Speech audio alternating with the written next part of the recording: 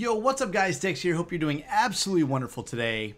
In today's video, I want to talk to you something about Black Ops 4 based on something that we saw in Call of Duty World War II and some other games that we've seen from Activision in the past.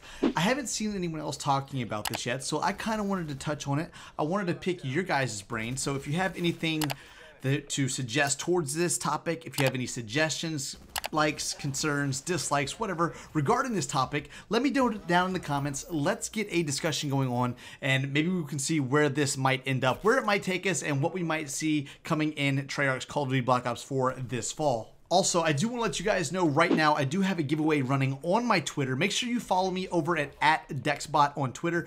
There's a link to this tweet down in the description. Like I said, you can win some exclusive Black Ops 4 swag. I have two drawstring brags. I have a shirt to give away, a keychain, just a few things that I was able to pick up extra at the Call of Duty Black Ops 4 reveal event, which is where I got this gameplay from that you're currently watching. So make sure you guys leave a like for Black Ops 4 hype. We're going to have all kind of giveaways going up to the launch of the game. We're going to do some beta code giveaways. We're going to have probably a copy of the game get given away, you know, closer to the release and stuff like that. So all kind of good things coming in regards to that. So let's get to the topic of today's video.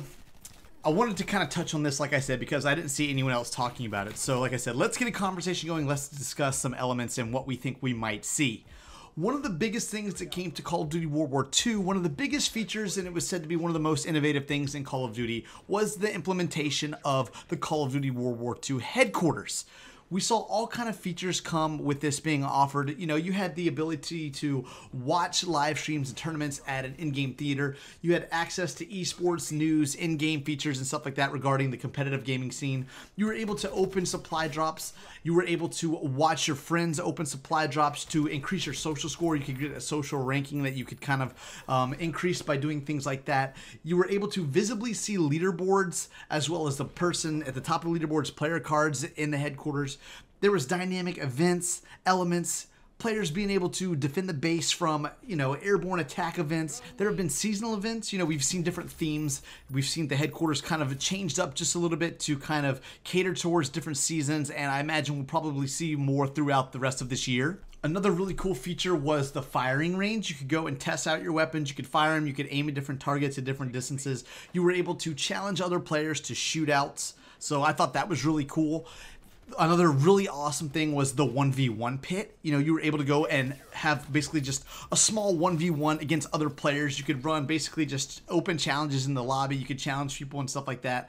I thought that was a really neat feature. There was the score streak training area where you could try different score streaks, see how they work, see how you call them in, drop them on enemies and stuff like that as well. So the headquarters had a lot of really cool things going on in Call of Duty World War II. A lot of stuff that we haven't seen before. Like I said, it was really innovative. It was something that was different. We had not seen anything like that in Call of Duty. We had kind of seen, you know, the tower feature in Destiny. This was like that a little bit, but kind of, you know, a little bit more advanced, a few more features, and I thought it was something really, really cool for World War II.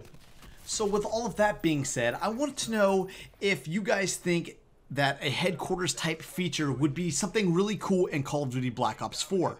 I love the social engagement that the headquarters pushes. I do find value in that. I like things that push community and interaction in Call of Duty as a whole. The trickiest thing about Call of Duty Black Ops 4 is they kind of had this running theme, the hashtag forget what you know. Well, this is something that's kind of new. So yeah, in the current time, we do know it in Call of Duty World War II, but in the past, we haven't. So this could be something that could be kind of new that they could keep rolling with. They could keep implementing it. We could have a ways to show off maybe some in-game achievements that we've done. It's, you know, I don't know, it's going to be player skins, weapon skins, any kind of things like that that we might get to see. We know we're getting the Blackout game mode coming. You know, it's going to be a BR version. What if you could show off how many wins you have or different things you've accomplished if you're going to have different player skins for your individual player and stuff like that as well. There might be some cosmetic changes. There might be some kind of leaderboard for something like that.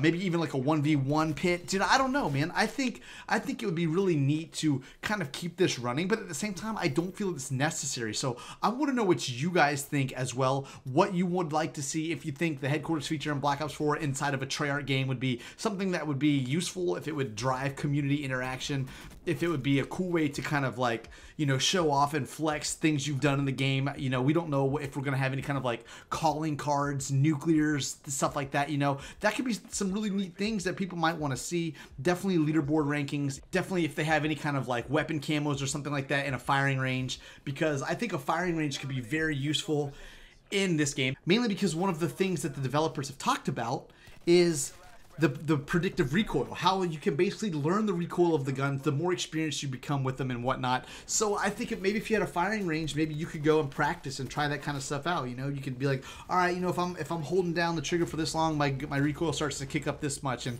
maybe if I just tap a little bit further at this distance as I'm shooting this target a little bit further away, maybe you could learn something that way. You know, I think it could be something that could be useful. I think I would like to see it. I don't think it's something that's absolutely necessary. It obviously wouldn't like change me purchasing it and playing this game in the future, because I'm very excited about it. But I think a social space in Call of Duty Black Ops 4 would be very neat. Something like the headquarters, I would give it a thumbs up. So let me know down in the comments what you guys think, if you would want to see it, and if you think it would be useful, because I want to know what the community thinks. Like I said, I haven't seen any kind of conversation or talk about this going on so far. So I would love to know what you guys are thinking. Like I said, let me know down in the comments what you think we're gonna see in regards to a headquarters in the social space and Call of Duty Black Ops 4. So thanks so much for checking out this video, guys. I look forward to having a chat with you guys about this topic, and I will catch you guys here very soon in another live stream or another video. I'll talk to you soon. Peace.